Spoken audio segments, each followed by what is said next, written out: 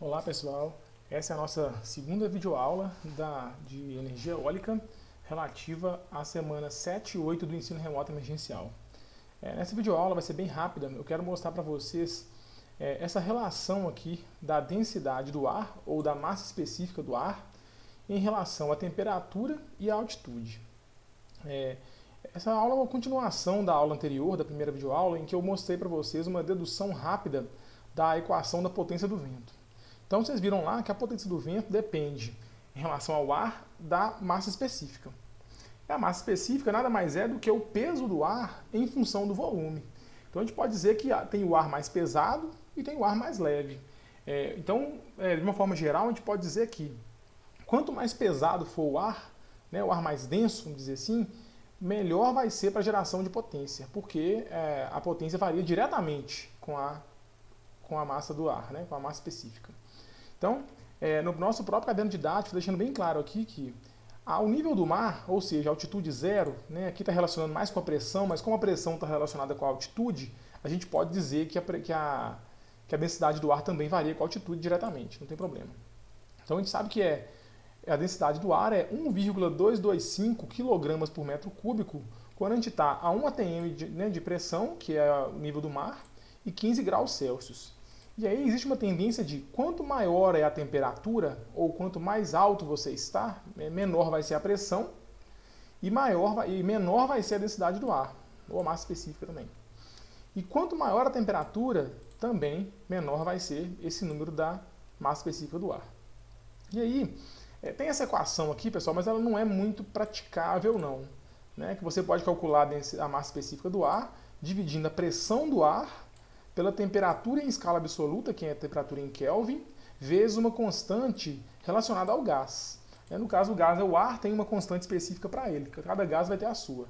Mas tem uma equação que eu trouxe para vocês também, que é essa aqui, um pouco mais complexa, que você pode calcular a massa específica do ar com relação à altitude, que é o Z, que está relacionada com a pressão, então é como se a pressão tivesse aqui embutida nessa equação também, e a temperatura em graus Celsius. Eu entendo que essa equação aqui não é muito fácil de se manipular. Eu pretendo dar alguns exercícios sobre isso, né, no futuro próximo, e é provável que vocês tenham que resolver essa equação. Mas como eu sei que não é tão fácil assim, e até acredito que vocês tenham habilidade na calculadora para resolver essa equação, essa disciplina não é o foco dela treinar vocês a usar a calculadora de uma forma assim, mais complexa mesmo. Eu acredito que vocês vão aprender isso mais na matéria de circuitos elétricos. Lá vai ter muita demanda para usar a calculadora. Então o que eu fiz? Eu implementei essa fórmula aqui numa planilha. Então a planilha é essa. Pode ser que no futuro vocês tenham acesso a ela. Se eu pedir algum exercício, eu vou disponibilizar a planilha para vocês. Exatamente como eu fiz na disciplina das semanas anteriores, né, da semana 5 e 6, em que vocês tinham uma planilha para calcular os coeficientes de atrito, né, em relação ao vento, o cálculo da velocidade do vento em relação à altitude. Mas aqui é outra história. Então, aqui nessa planilha, você edita a temperatura e a altitude que você quer e ele te dá aqui a massa específica do ar.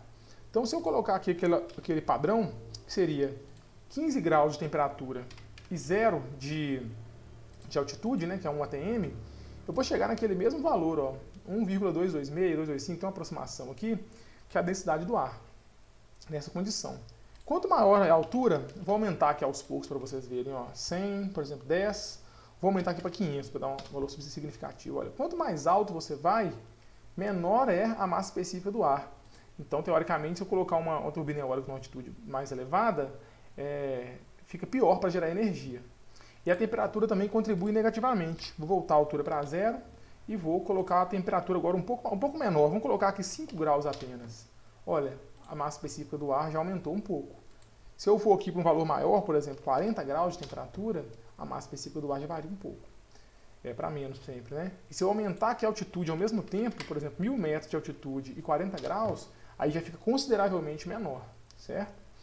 Então, se aparecer algum exercício depois que eu pedir esse tipo de análise, vocês podem usar essa planilha aqui para fazer o cálculo, certo? Então, é isso que eu queria mostrar para vocês. No próprio caderno didático também tem uma tabela mostrando, mas nesse caso aqui, a gente tem uma altitude padrão e eu variei só a temperatura. Dá para vocês verem aqui o impacto. quando você coloca o impacto da variação da altitude e da temperatura ao mesmo tempo, mostra, né, de uma forma mais clara essa variação da massa específica do ar. Então era isso que eu queria mostrar para vocês e até a próxima videoaula.